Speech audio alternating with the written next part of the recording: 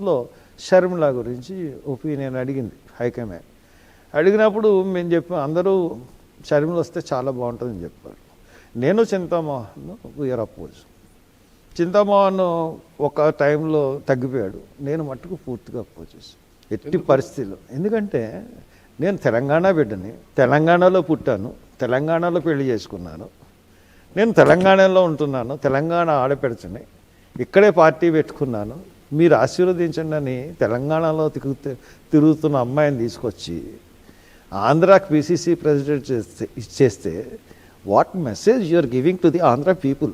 రాయలసీమ బిడ్డ కదా, పులివెందుల బిడ్డ, రాజశేఖర్ పులివెందుల బిడ్డ అన్నా, పులివెందుల బిడ్డ అన్నా, తెలంగాణ కోడలైనా పులివెందుల బిడ్డ అయినా ఆమె క్లైమ్ చేసుకున్నది తెలంగాణ గురించి.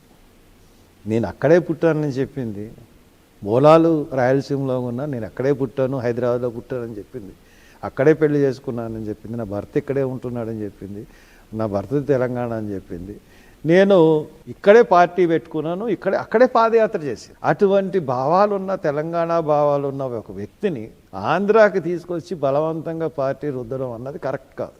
ఆ స్టాండ్ని పార్టీ మార్చుకుంటే నేను మార్చుకోవాలని లేదు, నేను అదే స్టాండ్ మీద నిలబడ్డాను, ఇప్పటికి అదే స్టాండ్. నేను 100% పార్టీలో ఉంటూ మీరు వ్యతిరేకిస్తున్నారు, అది ఇబ్బంది కాదంటారు? ఇబ్బంది కాదు.